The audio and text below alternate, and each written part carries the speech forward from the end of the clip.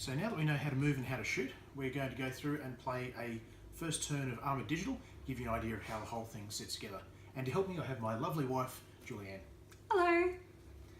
Now, the first thing that we do is we have a look at our commander card and we identify our planning stat. Now, I have planning 3, so I grab 3 dice. I have planning 4, so I have 4 dice. Okay, we roll those.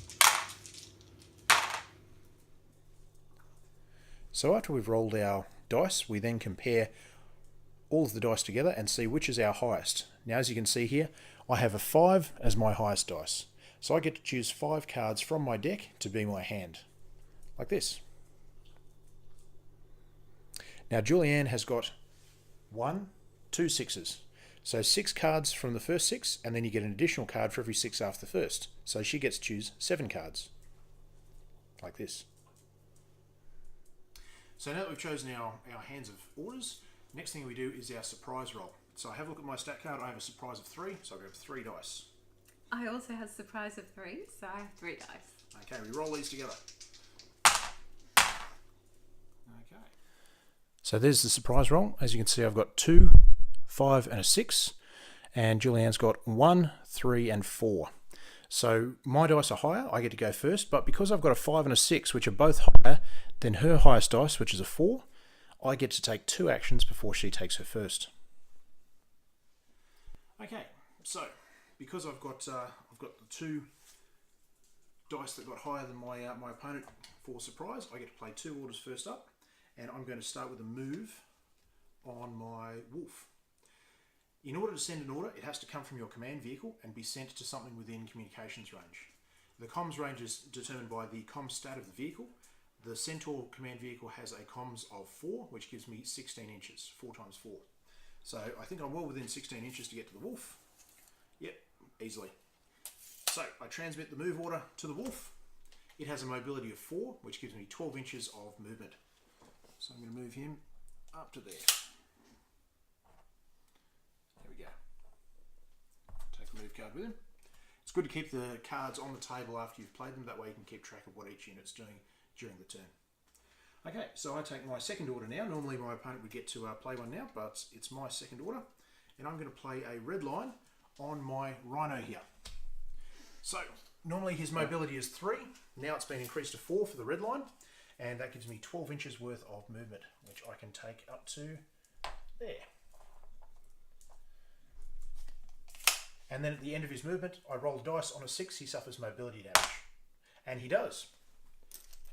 So I place a mobility damage token next to the vehicle, and that's my 2 orders. Okay, over to you. Right, I've got my shoot card, and I'm going to come over here and talk to my wolf. I'd like to put my shoot card down there. Yep. And I roll 4. Who are you shooting at? I'm going to shoot at this one of yours. At the rhino. Okay, so first of all we check range and line of sight. Can your wolf see my rhino? It can. It can. And we check our range, which is 18 inches for a energy weapon, and you're well within that. So next we determine the modifiers. You're outside sensor lock range, so you don't get that. I haven't fired, so you don't get that. I'm not in cover, so I don't get that, but I have moved at least 8 inches, so it's -1 for you to hit. You're going to hit me on 5s. Okay, so there's 1 hit there, so these 3 have all missed. This one's in the hit pool. Now, because it's an energy weapon against my reactive armor, I'm going to be saving on 5+. So I roll my 3 dice, and I get 1 save, which knocks that out, and my rhino is undamaged. So, you've shot at me. I think I'll return the favour, and I'll play a shoot card on my rhino. Now, you notice that I've played a second card on that same unit. You can have up to 3 cards on a single unit during a single turn. Once they hit 3, that's it, we're all finished. Alright, so shooting back at you, range and line of sight. I know I've got range because I've got 30 inches of range, and line of sight we've already determined. Now modifiers. You have shot, okay, so I've got that, but I don't have sensor lock because you're outside my sensor lock range. You haven't moved and you're not in cover, so +1 for me to hit overall, and I'm going to hit you on 3s. Okay, so I get 1 hit. So you roll to save, 3 dice because you have a protection value of 3, needing 4+. And all 3 of them save, so your wolf is completely A-okay. Yay! Okay, and then from there we just alternate back and forward. So Julianne will play a card and I'll play a card until either we've run out of cards in our hand or we've played all the cards that we can. Sometimes you'll get to the end of the turn and you'll find that there's something in your hand that you can't use because the unit that can use it is dead, or The situation where you could use it has moved on, but too bad, so sad. You lose those cards, they all go back in your deck at the end of the turn.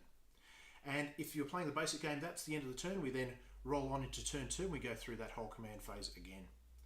But that gives you an idea of how to play, and please enjoy Armoured Digital. Thanks guys, see ya. Bye.